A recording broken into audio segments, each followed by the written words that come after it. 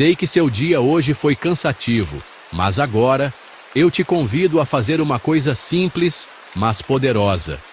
Vamos descansar na presença de Deus. O versículo que eu quero compartilhar com você está em Salmos capítulo 3, versículo 5. Eu me deitei e dormi, acordei, porque o Senhor me sustentou. Esse versículo foi escrito por Davi, e não foi num momento tranquilo da vida dele. Na verdade, era um dos piores momentos. Ele estava fugindo, sendo perseguido, correndo risco de vida. Mas mesmo assim, com todos esses problemas, Davi dormia tranquilamente, porque ele sabia quem sustentava sua vida. Não eram os guardas, não era a sua força. Quem sustentava ele é Deus. Davi, mesmo tendo momentos difíceis, ele tinha fé em Deus. E talvez você esteja vivendo por momentos difíceis, sufocado por problemas, preocupado com o amanhã. Mas tenha fé em Deus e todos os seus problemas acabaram, porque é Deus quem te sustenta, é Deus que te guarda enquanto você dorme. Você pode fechar os olhos com confiança, porque o Senhor continua no controle. Mesmo quando você está dormindo, você não precisa carregar esse peso sozinho. Tenha fé em Deus em todos os momentos de sua vida. Entregue para Deus tudo o que está ocupando tua mente. Os medos, os conflitos, a ansiedade, os pensamentos negativos. Ore a Deus em silêncio antes de dormir. E você vai dormir com essa certeza. Você vai dormir tranquilamente, porque Deus está ao seu lado. Qual é o sentido da vida? Essa é uma pergunta que muitos de nós fazemos em algum momento. Segundo as Escrituras, a verdadeira compreensão do sentido da vida está profundamente enraizada em nosso relacionamento com Deus. Em Eclesiastes, capítulo 12, versículo 13, lemos que o dever de todo homem é temer a Deus e guardar os seus mandamentos. Encontrar sentido na vida, segundo a Bíblia, não é apenas uma questão de raciocínio intelectual, mas uma jornada espiritual. A fé nos convida a uma relação dinâmica e pessoal com Deus, que é o autor e sustentador da vida. A Bíblia nos ensina que fomos criados por Deus e para Deus, e é em sua presença que encontramos paz e propósito. Em Deus, encontramos a resposta para as profundezas do nosso ser e a direção para o nosso caminhar. A origem da vida, conforme descrito na Bíblia, nos fornece uma perspectiva única sobre nosso propósito. Em Gênesis, vemos que fomos criados à imagem de Deus. Jeremias, capítulo 29, versículo 11, nos lembra: porque eu sei os planos que tenho para vocês, declara o Senhor. Planos de fazê-los prosperar e não de lhes causar dano. Planos de dar-lhes esperança e um futuro. Deus nos criou com intenções claras, e descobrir essas intenções é parte de nossa jornada espiritual. Além disso, entender que fomos criados à imagem de Deus nos chama a uma vida de responsabilidade e amor. Este é o nosso chamado, e nele encontramos um profundo sentido de propósito e direção. Sabemos que nossa existência não é acidental, mas intencionalmente moldada por um Criador amoroso. O amor de Deus é o fundamento da nossa busca por sentido. Em João capítulo 3, versículo 16, lemos: porque Deus amou o mundo de tal maneira que deu o seu Filho unigênito, para que todo aquele que nele crê não pereça, mas tenha a vida eterna. Jesus Cristo é a personificação desse amor e o maior exemplo de sacrifício. O amor de Deus não é condicional, mas sim abrangente e transformador. Em 1 João capítulo 4, versículo 19, encontramos: nós amamos porque Ele nos amou primeiro. Quando experimentamos esse amor, somos transformados e capacitados a amar os outros de maneira profunda e genuína. Por meio do amor de Deus, descobrimos nossa verdadeira identidade e propósito. O maior mandamento, conforme ensinado por Jesus, é amar a Deus de todo o coração e amar o próximo como a nós mesmos, conforme Mateus 22, 37 a 39. Amar a Deus significa viver em obediência aos seus mandamentos e buscar uma relação mais profunda com Ele. Por outro lado, amar o próximo implica em atos de bondade, compaixão e justiça. Em Romanos, 8:28, é dito: sabemos que Deus age em todas as coisas para o bem daqueles que o amam, dos que foram chamados segundo o seu propósito. Cada ato de amor e bondade é um reflexo do amor de Deus e uma maneira de viver uma vida com propósito. As dificuldades fazem parte da vida, e a Bíblia não nos promete uma existência sem desafios. Jesus mesmo disse: no mundo passais por aflições, mas tende bom ânimo, eu venci o mundo, conforme João 16:33. A fé é fundamental para enfrentar as dificuldades.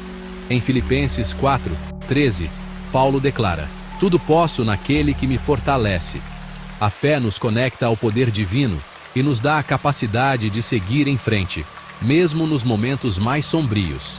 Em Tiago 1:2-4, lemos que devemos considerar motivo de grande alegria o fato de passarmos por provações, pois elas produzem perseverança.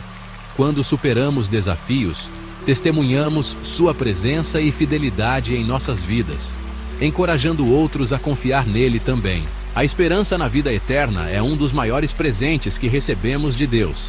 Em João 14:2-3, Jesus nos assegura: na casa de meu pai há muitos aposentos. Se não fosse assim, eu lhes teria dito: vou preparar-lhes lugar. A vida eterna é a culminação do amor de Deus e da nossa fé nele. Em Romanos 8:18, Paulo escreve: considero que os nossos sofrimentos atuais não podem ser comparados com a glória que em nós será revelada. Ao vivermos com a esperança da eternidade, não apenas encontramos consolo, mas também somos inspirados a viver de maneira que reflita o amor de Deus.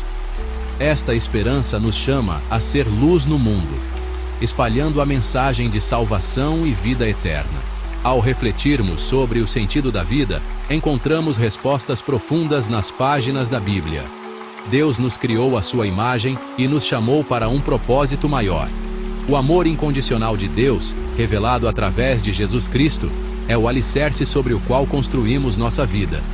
Ao viver com amor e propósito, enfrentamos as dificuldades com fé e somos sustentados pela esperança da vida eterna. Convido você a iniciar uma conversa com Deus. A oração é um meio poderoso de conexão e transformação. Em Deus, encontramos tudo o que precisamos para viver uma vida abundante e eterna.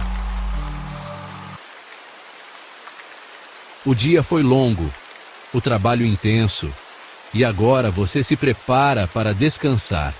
As preocupações do dia a dia tentam te alcançar, mas você sabe que precisa de um momento de paz, um refúgio para a sua alma. É nesse momento que a palavra de Deus, como um bálsamo suave, vem acalmar o seu coração. Permita que a mensagem desta noite renove suas forças, te inspire e te lembre do amor incondicional de Deus por você. Hoje vamos falar sobre algo fundamental na nossa caminhada cristã: a fé.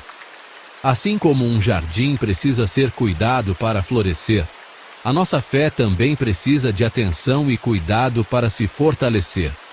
Existem certos hábitos, certos padrões de pensamento que agem como ervas daninhas, minando nossa fé e nos afastando da plenitude que Deus tem para nós. Ao longo deste vídeo, vamos explorar juntos 5 fatores que podem estar enfraquecendo a sua fé. Mas não se preocupe, meu amigo, porque para cada desafio, para cada obstáculo, a palavra de Deus nos oferece a direção e a força necessárias para superarmos e seguirmos em frente. Prepare o seu coração, porque tenho certeza que esta mensagem vai te abençoar. A dúvida, meus amigos, é como uma fresta numa porta que deveria estar fechada. Uma pequena abertura que, se não for fechada a tempo, permite a entrada de ventos frios e correntes de ar que podem apagar a chama da nossa fé. Quando a dúvida se instala, começamos a questionar o amor de Deus, a sua fidelidade, a sua presença em nossas vidas. Pensamentos como: será que Deus me ama mesmo? Será que Ele me ouve? E se tudo isso for apenas uma ilusão? começam a ecoar em nossas mentes, roubando a nossa paz e nos afastando da certeza da presença de Deus. Mas é importante lembrar, meus irmãos, que a dúvida não surge apenas da falta de conhecimento, mas principalmente da falta de intimidade com Deus.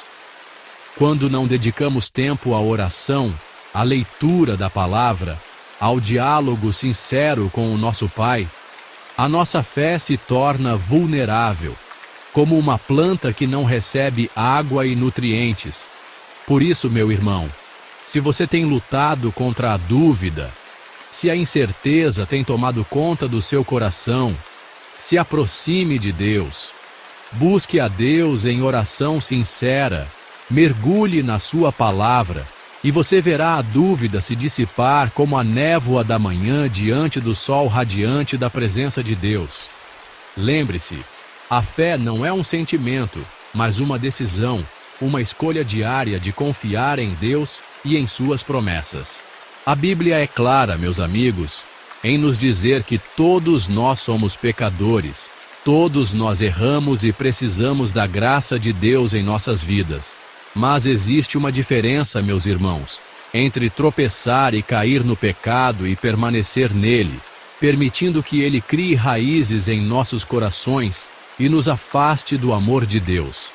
O pecado não confessado, aquele que escondemos, que tentamos justificar, é como um peso que carregamos em nossa alma, nos curvando cada vez mais, nos afastando da leveza e da liberdade que só encontramos em Cristo.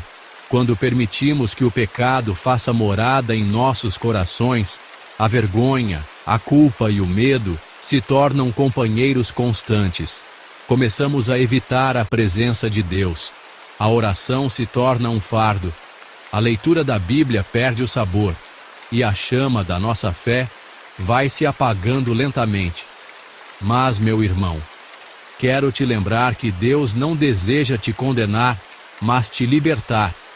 Em Provérbios 28:13, a Bíblia nos diz: o que encobre as suas transgressões nunca prosperará, mas o que as confessa e deixa alcançará misericórdia. Não carregue esse peso sozinho, meu amigo. Confesse seus pecados a Deus, peça perdão e busque viver em novidade de vida. Lembre-se, o sangue de Jesus tem poder para purificar você de todo pecado e te fazer uma nova criatura. Muitas vezes, meus irmãos, o enfraquecimento da fé não acontece de forma abrupta, mas como um afastamento gradual, um isolamento espiritual que nos afasta da presença de Deus de maneira sutil, quase imperceptível. É como um barco que, sem perceber, vai se afastando da margem, levado pela correnteza, até que, quando se dá conta, já está bem distante do porto seguro.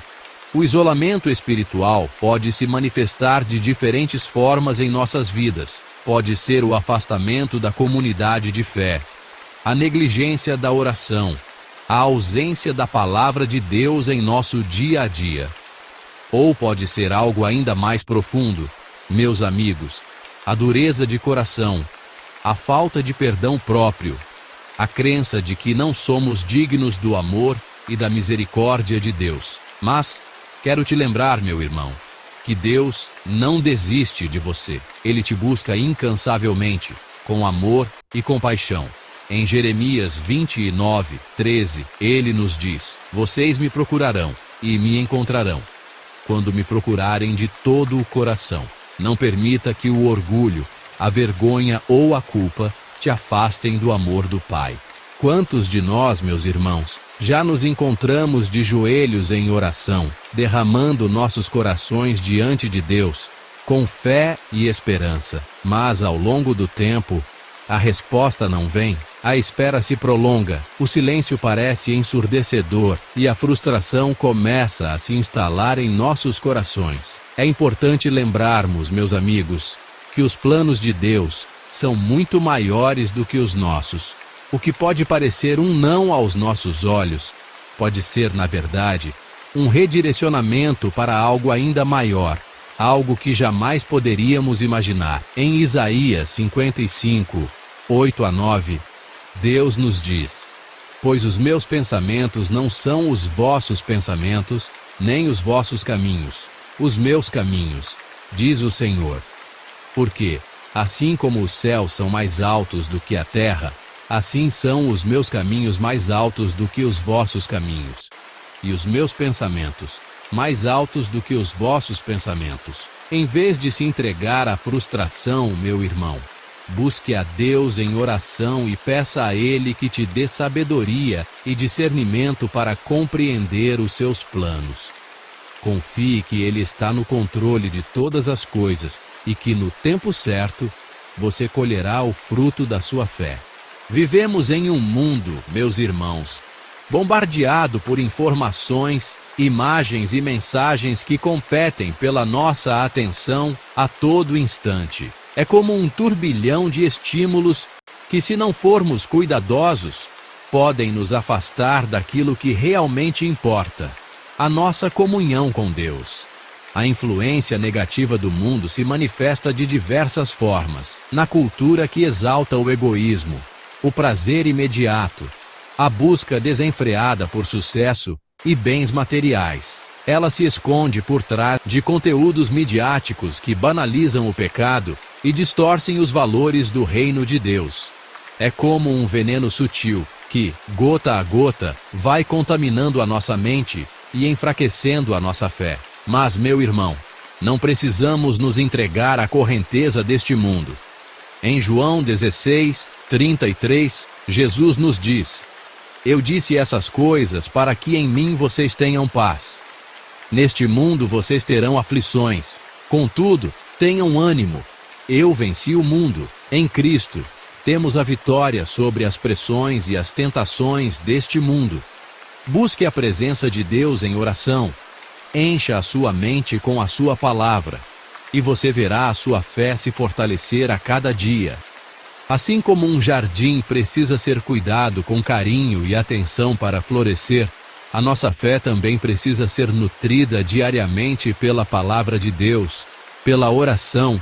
Se você se identificou com algum dos pontos que abordamos hoje, se a sua fé tem sido desafiada pelas dúvidas, pelo pecado, pelo isolamento, pela frustração ou pelas influências negativas do mundo, saiba que você não está sozinho. Deus te conhece, Ele vê o seu coração e deseja te ajudar a reerguer a sua fé. Busque a Ele com sinceridade, confesse suas fraquezas e permita que o seu amor te renove, te transforme e te capacite a viver uma vida de vitória. Lembre-se, meu amigo, a jornada da fé pode ter seus desafios, mas a recompensa de viver em intimidade com Deus é incomparável. Que a paz de Deus, que excede todo o entendimento, guarde os seus corações e os seus pensamentos em Cristo Jesus. Bom vídeo de hoje fiquem todos com Deus e tchau. Neste momento quero te convidar a fazer uma pausa rápida. Vamos ler uma palavra que pode acalmar o coração e alinhar os pensamentos e nos lembrar da presença constante de Deus em nossa vida. O versículo que vamos refletir hoje está em Colossenses capítulo 3, versículo 17, e diz assim: tudo o que fizerem, seja em palavra ou em ação, façam-no em nome do Senhor Jesus, dando por meio dele graças a Deus Pai.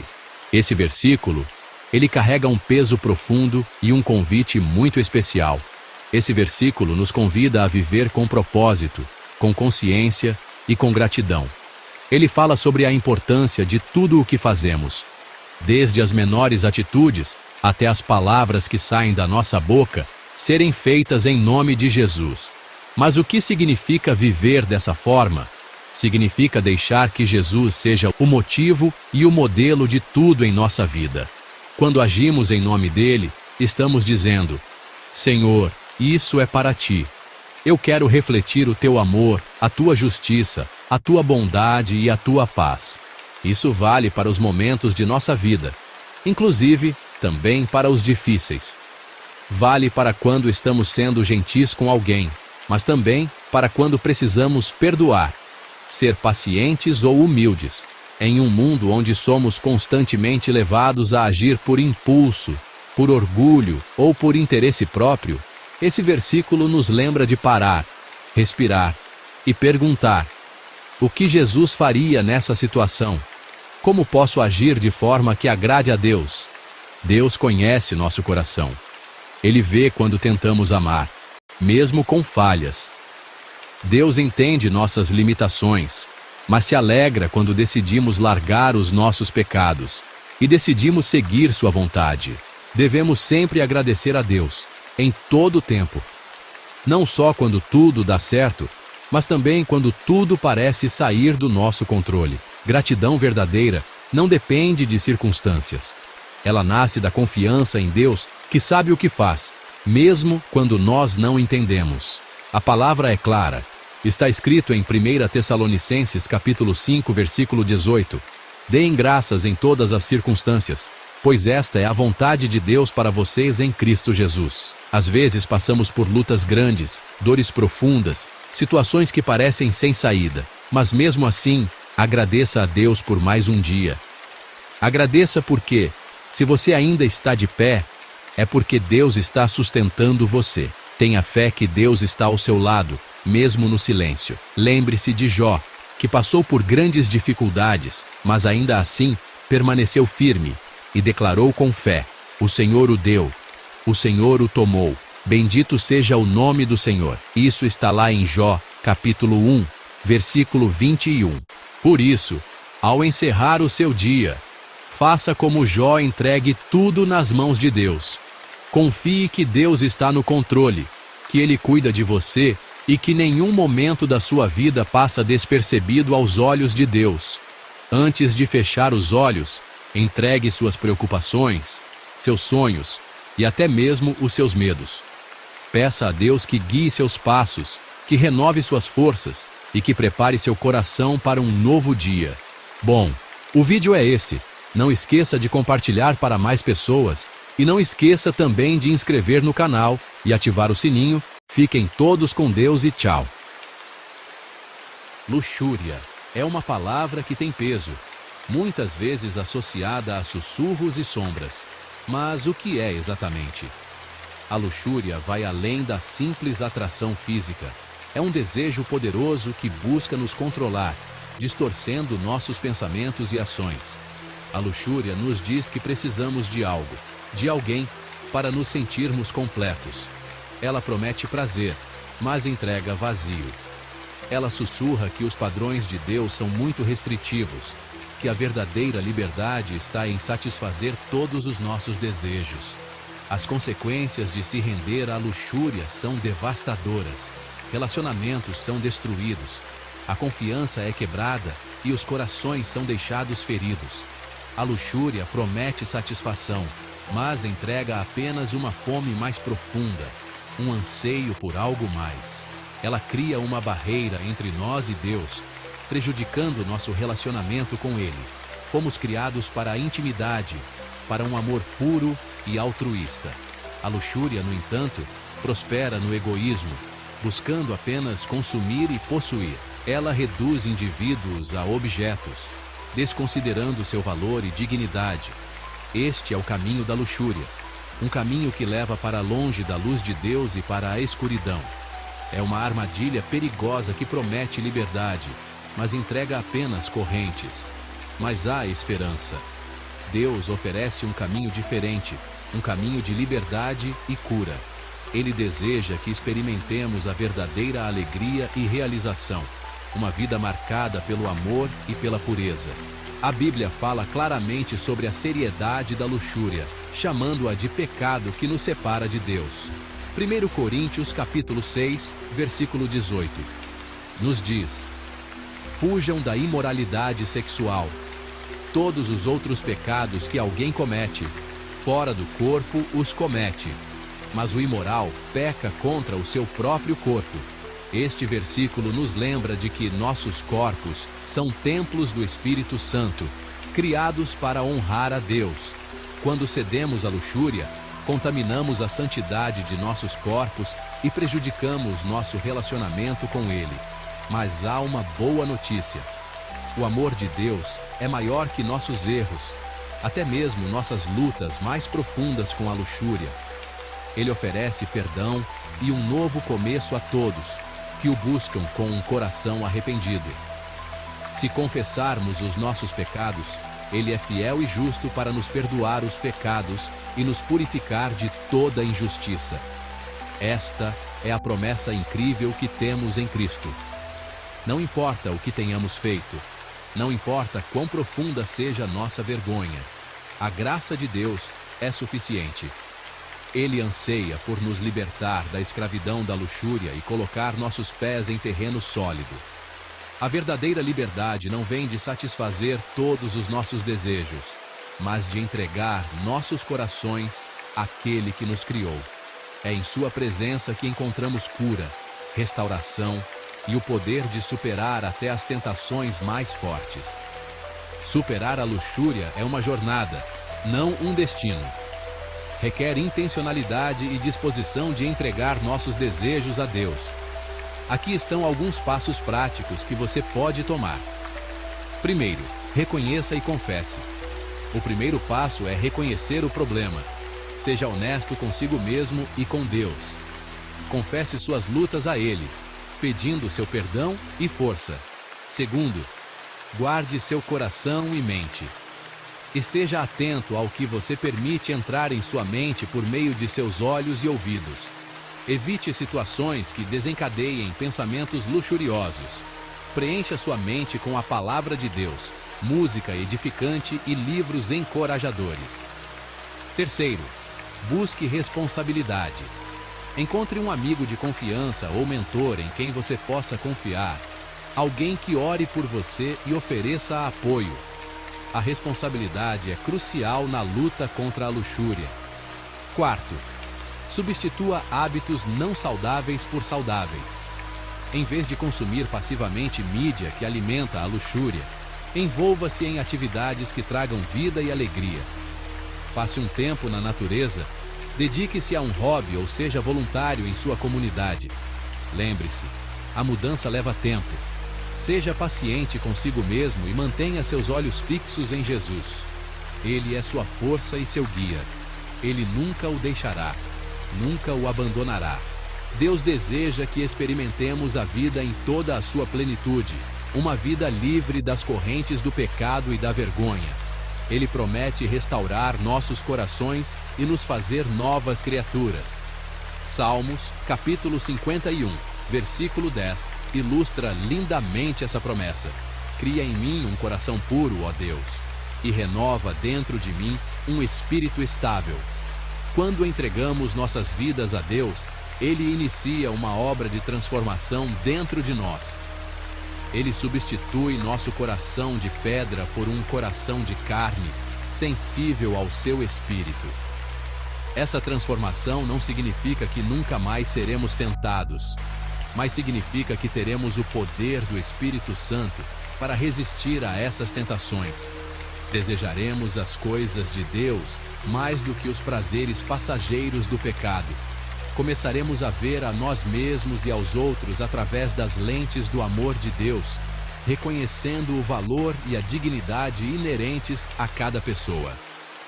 Esta é a beleza da graça de Deus. Ele não nos deixa presos em nossa miséria. Ele nos oferece cura, restauração e uma vida cheia de propósito e alegria. A escolha é nossa. Podemos continuar no caminho da luxúria, um caminho que leva à destruição e ao desespero. Ou podemos escolher andar no Espírito, permitindo que Deus transforme nossos corações e mentes. Gálatas, capítulo 5, versículo 16, nos encoraja. Portanto, digo, vivam pelo Espírito e de forma nenhuma satisfarão os desejos da carne. Quando escolhemos andar em sintonia com o Espírito, encontramos liberdade da escravidão do pecado. Somos capacitados a dizer não à tentação e sim ao melhor de Deus para nossas vidas. Romanos capítulo 6, versículo 23, nos lembra do contraste gritante entre as consequências do pecado e o dom de Deus.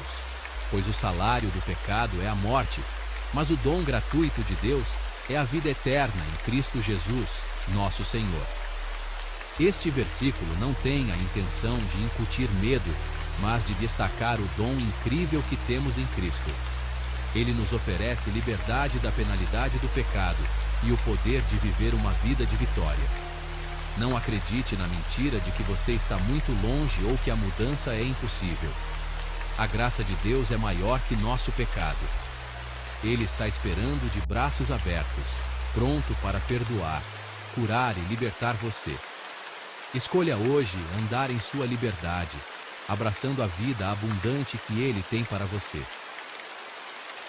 Ao longo da história do povo de Israel, observamos um padrão que é revelador. Em momentos em que havia uma liderança espiritual forte e próxima de Deus, o povo se mantinha firme na fé, mas na ausência dessa liderança, rapidamente se desviavam para a idolatria e o pecado. Isso mostra que, apesar dos milagres e dos livramentos que presenciavam, muitos israelitas não tinham um relacionamento pessoal sólido com Deus. Sua fé estava muitas vezes condicionada à presença de um líder espiritual e não a uma convicção profunda em seus próprios corações. Esse padrão começa a se manifestar já nos tempos de Moisés. Quando ele subiu ao Monte Sinai para encontrar-se com Deus, para escrever as leis dos 10 mandamentos, o povo, impaciente com sua ausência, pressionou Arão para que fizesse um ídolo. Daí surgiu o bezerro de ouro, um símbolo de quão rápido o coração humano pode se desviar da verdade, mesmo depois de testemunhar milagres extraordinários como a abertura do Mar Vermelho, por exemplo. E esse momento revela uma fé fraca que o povo tinha, sustentada mais pelo que se via do que por uma confiança real em Deus. Enquanto Moisés estava presente, havia temor e ordem.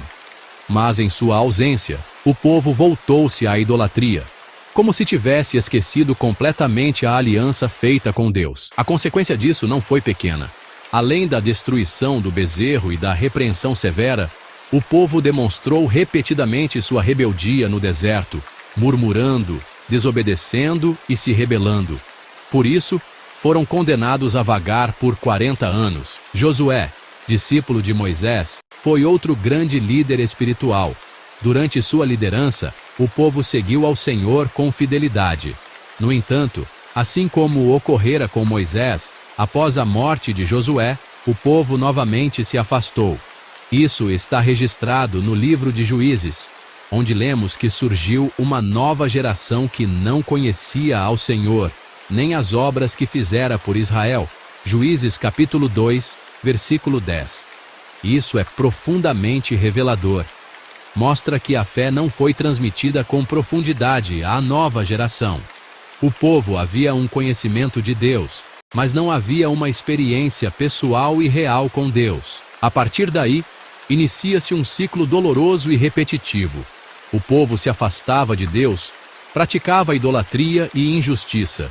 Como consequência, Deus permitia que fossem oprimidos por nações inimigas.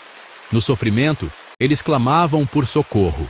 Então Deus, em sua misericórdia, levantava juízes para libertá-los e restaurar a paz.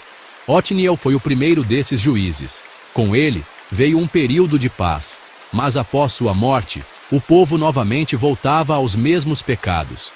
Deus então levantava outro juiz como Eude. Ele faz com que o povo de Israel fosse liberto de Eglon. Porém, após a morte de Eude, o ciclo se repetia novamente. Pecado, opressão. Esse ciclo mostra algo profundo. O povo era dependente de líderes espirituais para manterem-se fiéis. Quando havia alguém que era muito próximo de Deus, o povo seguia o caminho certo. Mas quando esse líder partia, o povo se revelava frágil. Eles se afastavam de Deus, cometia idolatria e entre outros pecados.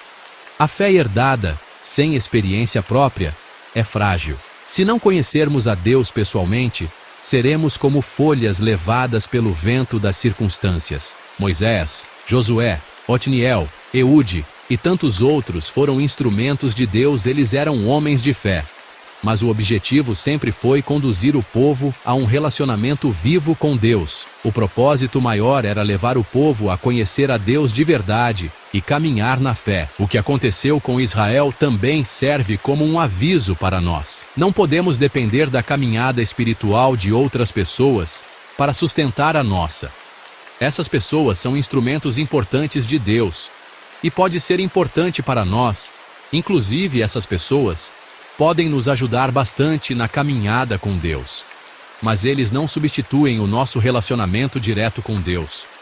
Cada pessoa precisa ter sua própria vida com Deus, mergulhar na palavra, buscar em oração e andar com Deus todos os dias de forma real e constante. Se o povo de Israel tivesse praticado os ensinamentos de Moisés ou de Josué, ao invés de sair da presença de Deus, cada um teria naturalmente se tornado uma testemunha viva do Deus verdadeiro. Mas como muitos só seguiam a fé por influência deles, quando esses líderes morriam, o povo não tinha o que continuar nem o que transmitir. Não havia convicção, só tradição. Bom, o vídeo de hoje é esse. Não esqueça de inscrever no canal, ativar o sininho e deixar o like. Fiquem todos com Deus e tchau.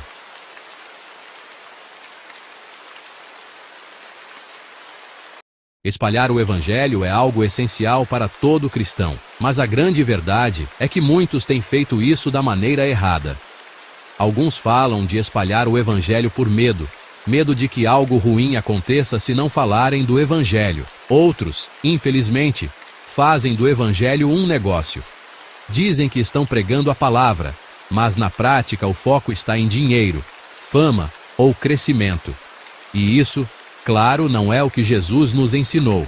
A Bíblia mostra claramente qual é a motivação certa para anunciar o Evangelho. E um dos exemplos mais lindos disso está em João capítulo 4, na história da mulher samaritana. Ela estava vivendo uma vida do mundo, cheia de erros, rejeições e feridas. Mas naquele dia, ela teve um encontro verdadeiro com Jesus.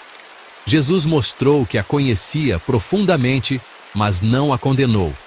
Ao contrário, Jesus ofereceu água viva, e quem beber da água viva nunca terá mais sede, e se tornará uma fonte de água que salta para a vida eterna, uma nova vida. Aquele momento foi tão transformador que a mulher largou o cântaro, o motivo pelo qual ela estava ali, e saiu correndo para a cidade. Ela não ficou parada, não ficou pensando no que iam achar dela. Ela simplesmente foi. E o que ela disse às pessoas? Vinde, vede um homem que me disse tudo quanto tenho feito.